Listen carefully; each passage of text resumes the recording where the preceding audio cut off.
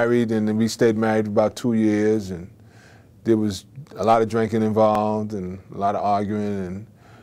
And after a while, I realized that marriage was getting in the way of what I really wanted to do, and I decided to bow out. And we were both immature and young kids. I think I was 21 by this time. By the time I reached 26, I was back on drugs, out of the street, out of the Army, and I was actually did a 6-year stay in the military by this time. Somehow or another, I had balanced just using marijuana and drinking and occasional cocaine use in Alaska. You know, and I believe that was only because it wasn't as plentiful. So when I got back to the States, well, the lower 48, I actually met another young lady. She was a young lady, but I need to say this is when I got introduced to crack. And that was in 1984, 85. And I came home, and this new wave of getting high had taken over the drug life, the drug world. And there were people who didn't even know anything, who had never used drugs, who knew about crack, and I didn't.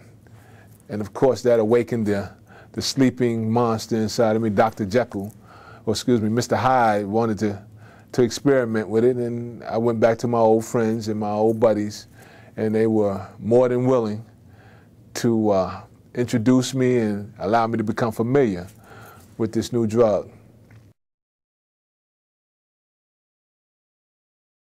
I knew things were getting bad and I needed to get help when I found myself facing court-martial in the military. They was about to put me out. I knew I needed help again when I had got out previously from the military, and I actually dove into water that was way too deep when it came to crack, and I had no idea what it could do. A friend of mine told me on my first use of this particular drug that this isn't a sociable drug, Sam. And I didn't understand what he meant. He was like, well, you know, you're not going to want to go partying, you're not going to want to go hang out. And I found that, like, hey, me? Sure I am. And I made every effort to kind of graft that into normal life. I needed help when I found myself doing nothing but seeking more drugs. I had lost, oh my God, I had lost, I don't know, maybe 60 pounds. You know, I was 6'4", and I weighed about 160 pounds. You know, and I'm not that big of a guy at 230 pounds. So just imagine 70 pounds lighter. And I knew I needed help when my family had discarded me, and they voiced their shame, they voiced their frustrations and their disappointments, and more than that, their sadness about what I looked like, what I was doing, how this particular life, this drug, was actually just eating me up alive.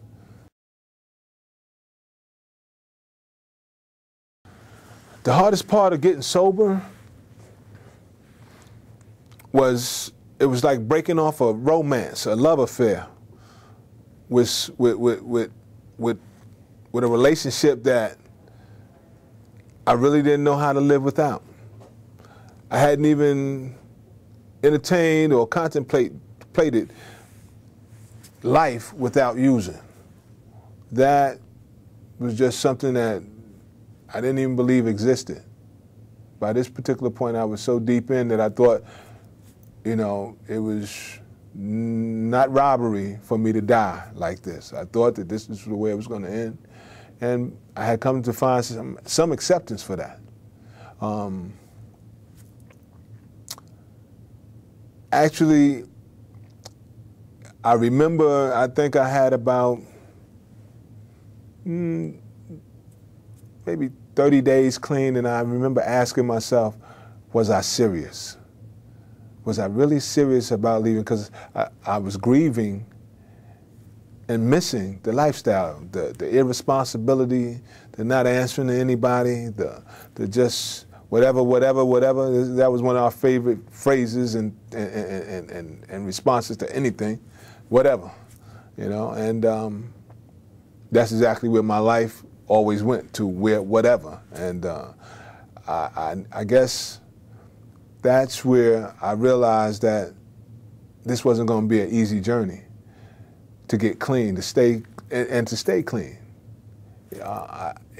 It became actually a real scary kind of place to be, because it was an unknown and really not all that desired place. I just wanted the pain to stop. I didn't really want to be clean. I wanted you to show me how to do this without the pain.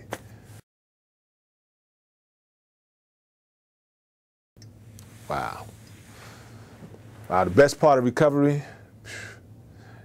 it actually, I couldn't even do it justice in trying to describe that in words, but I'm gonna give it a quick, short effort. It's amazing. It's fantastic. It's constantly unfolding and taking you to new heights. The best part of recovery, as I regained my family, I have a son who loves me, who I wasn't there for. I have a daughter who loves me, who has found understanding and an undying love for me, a mother who I'm now a son to, and children who I'm now a father to. I've achieved several different academic degrees at this particular point in my life. I'm doing things in the community that I used to be a menace in. I'm now an upstanding and productive part of. I contribute daily to all the different positive areas in the community, and I do a lot of prevention work. The best part of recovery is that you get your life back.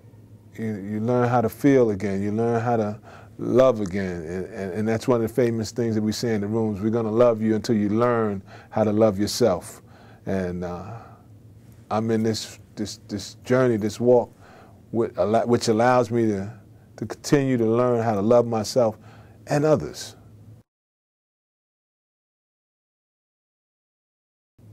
My message to anybody who's suffering with addiction, or anybody who's